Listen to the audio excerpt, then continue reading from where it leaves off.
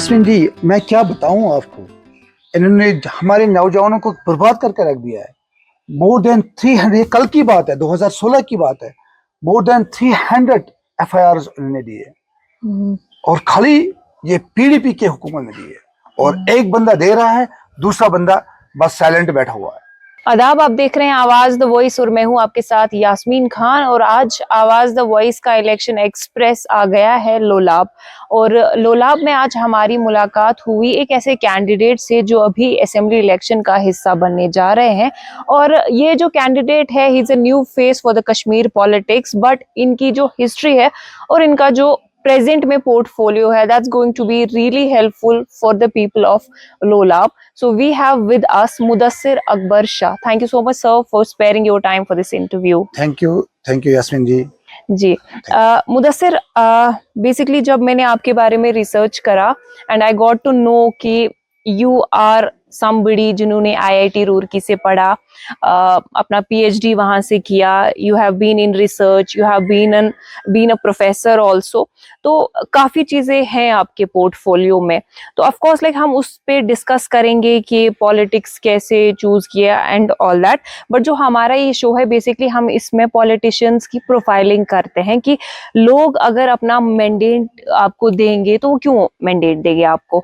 सो इसमें हम आपकी प्रोफेशनल और पर्सनल लाइफ पे थोड़ा बात करेंगे। So I would like to begin with कि आपके जो फादर थे, he was a militant and he got killed, right? तो उस चीज, वो जो फैक्टर था आपकी लाइफ में, कहीं ना कहीं लाइफ लॉन्ग इम्पैक्ट उस चीज का रहा होगा आपके करियर पे, आपकी जॉब पे। एंड देन अभी जो आपने इतना बड़ा स्टेप लिया है लाइफ में कि your father who was a militant, now that you are entering into politics, एक बहुत बड़ा शिफ्ट है। Can you please talk about this transition, like how exactly this happened? Thank you Yasmeen ji. Actually जो आपने बात कही है यहाँ पे, मैं 3 साल का बच्चा था और 3 साल के बच्चे को कुछ पता नहीं होता है क्या हो रहा है लाइफ में। और जो आर्मड स्ट्रगल जो 89 में उठी थी, और my father was part of that. और पहले अगर हम उसकी हिस्ट्री देखेंगे, आपको पता होगा जब NC ने यहाँ पे इलेक्शन में कितनी बड़ी धांधली की है और उससे कंसिक्वेंसेस क्या हुए, ये हम सब जानते हैं। कब्रिस्तान उन्होंने यहाँ पे बनवा दिए थे और ये खाली नेशनल कॉन्फ्रेंस ने किया है। मैं जब अब इस वक्त एनालिसिस कर रहा हूँ, मुझे ये समझ नहीं आ रहा है कि उनकी जब बोल रहे हैं इन्होंने बॉर्डर्स खुले छोड़ दिए थे, क्यों छोड़े थे बॉर्डर्स खुले NC ने? यहाँ पे तो उनकी ही चाल थी, जो गरीब आवाम थे उन्होंने खाली उनको फंसाया है।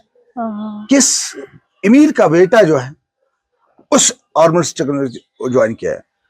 यहाँ पे लोग सब कुछ बोल रहे हैं, बट ये मैं जानता हूँ, मेरे पास 10 रुपये भी नहीं थे। मेरे पास किराए के लिए कुपवारा जाने के लिए क्या पैसे नहीं थे, बुक के लिए कुछ नहीं था। तो हमने जो स्ट्रगल फेस की थी, तो ये हम जान रहे, ये मेरी माँ जान रही, ये मैं जान रहा हूँ, ये मेरे भाई जान रहे। हुआ क्या है, उन पे अभी तक NC पे किसी ने क्वेश्चन नहीं किया है। जो गरीब आवाम जो है वो तड़प रहे हैं अभी भी आफ्टर 75 ईयर्स। तो वो खुले उनको मैदान दे रहे हैं। रिसेंटली आपने देखा था वो क्या बोल रहे हैं, लोगों को कितना वो बेवकूफ बना रहे हैं अभी भी। वो शर्म की बात है। अब ये ट्रांजिशन जो है 89 से लेके जो मेरी पढ़ाई तक हुआ है, ये बहुत ही दुखद, बहुत ही, मैं बयान नहीं कर पा रहा हूँ इन चीजों को। जब मुझे माजी याद आ रहा है,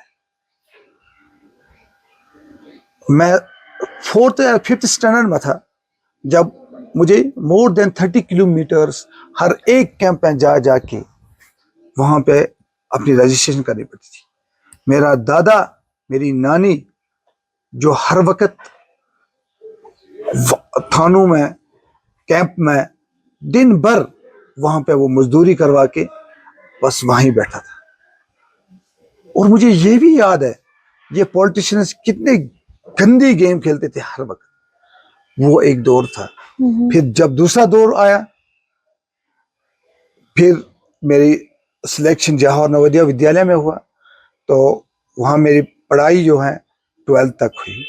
और इसके बाद मैं NIT श्रीनगर में मेरा BTech हुआ है, और फिर masters PhD। Then it was a क्या बस ऑलमाइटीज विश, और मैं अल्हम्दुलिल्लाह शुक्र कर रहा हूँ मुझे एक सही रास्ता मिला। और फिर खाली मैं फोकस पढ़ाई की तरफ कर रहा था। मेरे वालिद साहब का भी एक ही विश था, पास्ट में क्या हुआ, खाली आप अपनी जहन जो है वो पढ़ाई की तरफ रखो।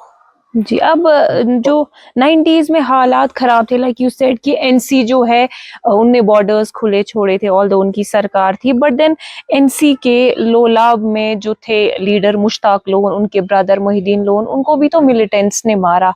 तो आपका क्या कमेंट रहेगा इस पे? Actually I do not know उस पे क्या हुआ था, किसने मारा, ये गवर्नमेंट ही जानते होगी, but I do not know exactly. तो मुझे इसके बारे में कुछ पता नहीं है। ठीक। So how hard was it for you to grow up? मतलब चाइल्डलेस, फादरलेस चाइल्ड थे आप, मतलब काफी कुछ लाइक सहना पड़ा होगा सोसाइटी से, और फिर जब आप एक सेटअप में जाते हैं जैसे IIT जैसा सेटअप है, तो मतलब ऐसा हुआ कभी कि कुछ स्टीरियोटाइप से आप गुजरे हो लाइफ में? नहीं, ऐसा तो है, ये होता ही है। जो एक गरीब बच्चा जो है जब किसी जगह बाहर आ जाते हैं, फिर जब वो पढ़ाई की तरफ ध्यान दे रहे हैं, तो बहुत बड़े चीजें जो हैं स्टीरियोटाइप वो हो ही जाते हैं। बट मेरा एक ही ध्यान था, बस खाली आप मेहनत करो, पढ़ाई पे ध्यान दो और आगे बढ़ते जाओ, पीछे कोई चीज जरूरत नहीं है देखने की। बस फ्यूचर देखो, अच्छाई करो, अपने दूसरे लोगों के लिए अच्छाई करो। मैं इवन फ्री एजुकेशन जो है, फ्री काउंसलिंग जो है, अल्हम्दुलिल्लाह मोर देन 10 पीपल जो है वो अभी प्रोफेशनल कॉलेजेस में सिलेक्ट हो गए। I have given the free coaching, I have given the free tuition at that time, free counselling every time. तो वो मेरा एक ख्वाब था, बस पढ़ाई की तरफ जब हम ध्यान देंगे तो तब हम इन चीजों से बाहर आ सकते हैं। सही। आपके पास आई थिंक ज्वाइन करने के लिए काफी सारे ऑप्शंस थे, तो आपने PC को ही क्यों ऑप्ट करा? PC जो अगर आप देखोगे, पर्टिकुलरली आप जम्मू कश्मीर की बात करेंगे, यहाँ पे जो है सजाद गनी लोन जो है उनका एक अपना विजन है इन डेवलपमेंट सेंस के साथ। और जब भी वो कोई बात बोल रहे हैं, वो ये नहीं कह रहा है मैं आपको नौकरी दूंगा, वो रियलिस्टिक अप्रोच पे बात कर रहा है। वो कभी उसने किसी को धोखा नहीं दिया है। और जब मैं 2008 में उसके पास गया था, तो मेरे लिए फी के लिए कोई पैसे ही नहीं थे, and he give me a direction and he always appreciate मी। और उसने मुझे ऐसे ऐसी बात, मुझे ये पता चला 2008 से मैं उनके साथ इन टच था, और कंटिन्यूसली मुझे वो बूस्ट कर रहा था, नहीं आपको पढ़ना है पढ़ना है पढ़ना। और उसने मुझे खाली कभी नहीं ये बोला है आप इस डायरेक्शन में जाओ उस डायरेक्शन में जाओ। और जैसे कि मैं आपको बता रहा था, मेरा सिविल सर्विस के लिए दिल्ली में मैंने जब क्लियर हुआ था, वहाँ इंटरव्यू के लिए जा रहा था, तो वो खुद आया था मेरे साथ। उसने बोला नहीं आपको करना है ये, you have to do it. और जब मैंने PC का एक विजन देखा है डेवलपमेंट सेंस के लिहाज से, वो हर एक चीज सामने है, हर एक चीज सामने है उसके। और मुझे यही लगा था वो झूठ की सियासत नहीं कर रहा है, झूठ की सियासत उसने कभी न की है और न भी वो कर रहा है। वो रियलिस्टिक अप्रोच, मुझे ये लग रहा है लोगों को अब ये नजर आना चाहिए सच और झूठ कहाँ है। जो वो बात बोल रहे हैं वो रियलिस्टिक अप्रोच है। जी। आप देखिए बीजेपी ने यहाँ पे बर्बादी कैसी की है, हम तो परेशान हो गए। बीजेपी अनएम्प्लॉयमेंट कितनी है, बीजेपी ने सजाद लोन को साइड में कर दिया था। नाम कुछ बोल रहे हैं और बीजेपी वही जमात है, वो बोल रहे हैं इनको साइड में रखो, क्योंकि ये बंदा अगर आगे आ जाएगा तो ये रियली कश्मीर को डेवलप करेगा। अब लोला आपकी अगर हम बात करें, यहाँ की जो इकोनॉमी है मोस्टली एग्रीकल्चर पे डिपेंड है, तो इन केस यहाँ के लोग आपको मैंडेट देते हैं, तो आपकी बकेट लिस्ट में अपने लोगों के लिए क्या कुछ है? असल में जो आपने बात फरमाई है, आप यहाँ पे देखो मोर देन 60% जो लैंड है वो फॉरेस्ट लैंड और यहाँ पे नेचुरल ब्यूटी है। अगर आप यहाँ वॉलनट इंडस्ट्री जो है वो हम डेवलप करना चाहते हैं, यहाँ पे एग्रीकल्चर जो है, टूरिज्म को बूस्ट कर सकते हैं, टूरिज्म इंफ्रास्ट्रक्चर डेवलप कर सकते हैं यहाँ पे, और हॉर्टिकल्चर, एग्रीकल्चर, ये तो आराम से हम डेवलप कर सकते हैं। स्मॉल स्मॉल इंडस्ट्रीज तो आराम से हम डेवलप कर सकते हैं। ऐसी कोई बात ही नहीं है, नहीं कर पाएंगे। बस खाली एक बार अगर जो लोलाब के जो लोग हैं एक बार मुझे वो मौका दे, मैं उनको दिखा सकता हूँ जो ये बोल रहे हैं ये नहीं होगा, I will prove it, this will happen. जी, और आपका उन्होंने एनसी को भी एक बार मौका दिया है, उन्होंने एक बार नहीं 2-4 बार मौका दिया है, पीडीपी को भी मौका दिया है, उनको सब कुछ पता है। मैं एक गरीब खानदान से ताल्लुक रख रहा हूँ और मैंने खुद मेहनत की है, मैं अपने टांगों पे उठा हूँ, मैंने सब कुछ छोड़ा अपने लोगों के लिए, क्योंकि मेरे पास अच्छी खासी जॉब थी, बट मुझे एक दर्द है अपने लोगों के लिए। ये दर्द जो है मैं चाहता हूँ ये रियल सेंस में डेवलपमेंट की तरफ चली जाए। और अब मैं बस अपने लोगों से यही मुतालबा कर रहा हूँ, एक बार आप मुझे मोड़ दे, एक बार आप हमें आप वोट दे दो, आप देखो रियल डेवलपमेंट कैसे हम कर सकते हैं। अच्छा, आपसे एक सवाल मेरा है कि how hard was this decision for you कि आपने एक हाई पेइंग जॉब को छोड़ा फॉर पॉलिटिक्स, बिकॉज इसमें बहुत अनसर्टेनिटी है, तो कितना सोचना पड़ा इसके लिए? नहीं, ऑफ कोर्स ये तो बड़ा, ये डिसीजन जो होता है ना ये बहुत टफ होता है, बट मेरा एक ख्वाब है, मेरा एक ख्वाब ये है, अब अल्लाह ताला ने मुझे इल्म भी दिया, अल्लाह ताला ने मुझे इस दुनिया में हर जगह पहुंचाया है, और अब अल्हम्दुलिल्लाह मुझे एक्सपीरियंस भी गेन हो गई है इन चीज़ों की। मैं चाहता हूँ अपने लोगों के लिए कुछ करूँ, और ये टफ रहता है, अनसर्टेनिटी है इसमें, बट मुझे पूरा यकीन है जो लोग जो हैं वो इस वक्त बदलाव चाहिए, वो बदलाव चाहते हैं, वो बदलाव करेंगे, और वो अपना वोट सही इस्तेमाल करके मुझे देंगे, और फिर अगर नहीं हुआ तब भी मैं उनके साथ हूँ। ऐसा नहीं है मैं उनको, जो जिस तरह यहाँ पे हुआ है 2019 के बाद हमारे जितने भी नेता थे उन्होंने अपने दरवाजे बंद किए, उन्होंने बोला आप उनको सब खत्म कर लो, बट हमारे बैंक बैलेंस के साथ टच नहीं करना, हमने बैंक बैलेंस के साथ टच नहीं करना, बस हम चुप करके बैठिए, क्योंकि वो लोग जो हैं वो उनके लिए एक अब सबक, लोग जो है यहाँ पब्लिक जो है उनको सबक देनी चाहिए। आपने अभी जब डेवलपमेंट की बात की, आपने बोला कि कई तरह के प्रोजेक्ट्स जो है आपके विजन में कि आप यहाँ सेटअप करेंगे, इम्प्लीमेंट करेंगे, तो आपका जो रिसर्च प्रोजेक्ट रहा है और उसको किस तरह से आप प्रैक्टिकली यहाँ इम्प्लीमेंट करेंगे? Like you said walnut industry की आपने बात की, वो किस तरह से हो सकता है यहाँ? असल में मेरा जो ख्वाब जो है खाली आज का नहीं है। मैं आपको एक बात बताऊं, मैं जब मास्टर्स कर रहा था, बैचलर्स कर रहा था, तब भी मैंने एक प्रोजेक्ट लिया है, वो रिलेटेड टू कश्मीर। मैंने उस वक्त भी आलमंड शल्स पे काम किया था।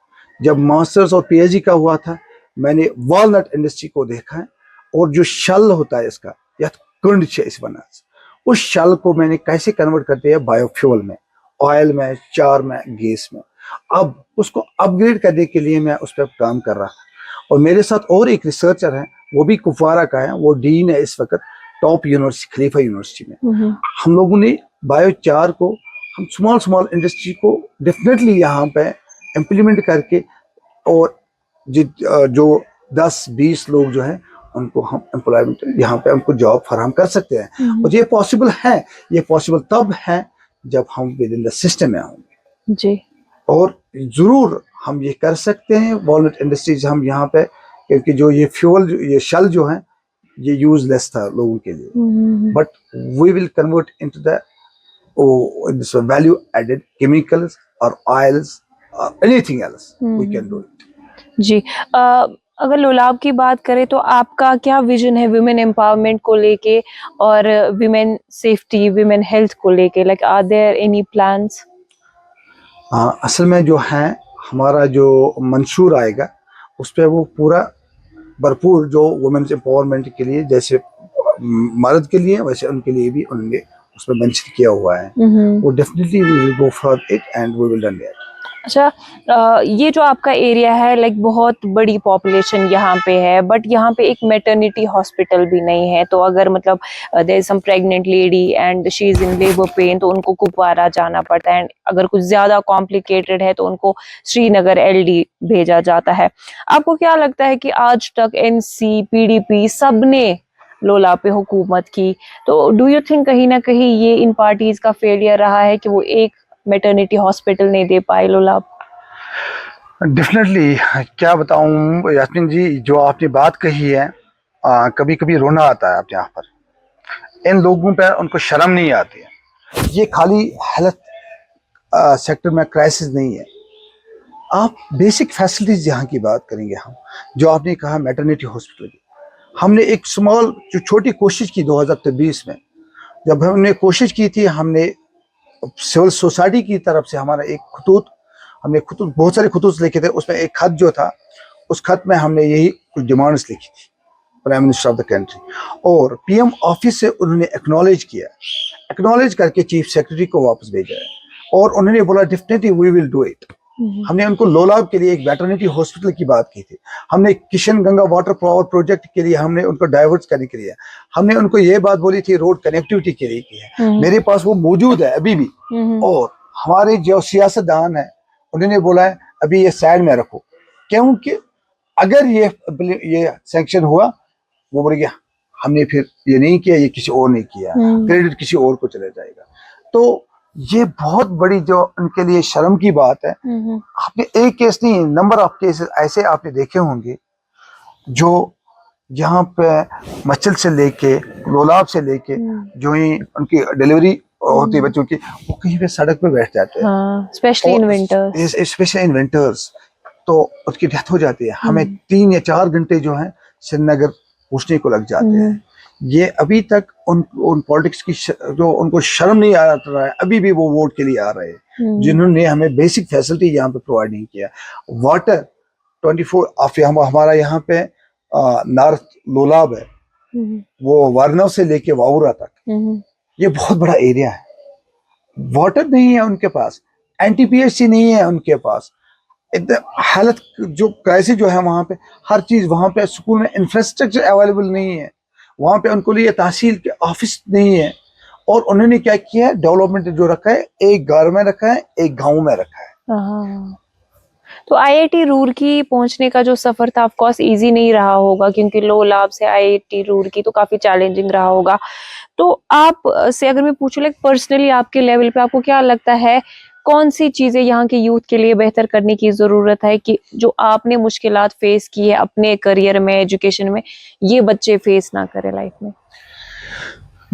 बस मेरा एक ख्वाब है यहाँ पे अपने बच्चों के लिए, ये ख्वाब ये है, यहाँ पे ऐसे इंस्टीट्यूशंस हम डेवलप करेंगे जो हमारा बच्चा जो है वो दिल्ली में बैठ के जो बच्चा कंप्लीट कर रहा है ऑल इंडिया एग्जाम्स, वो बच्चा यहाँ पे भी बैठ के वही एग्जाम कंप्लीट कर सकता है। मैं वो इंफ्रास्ट्रक्चर डेवलप करना चाहता हूँ, मैं यहाँ पे वो इंस्टीट्यूशंस लाने चाहता हूँ, जैसे कि यूपीएससी के लिए यहाँ पे उनको कोचिंग की ज़रूरत होती है।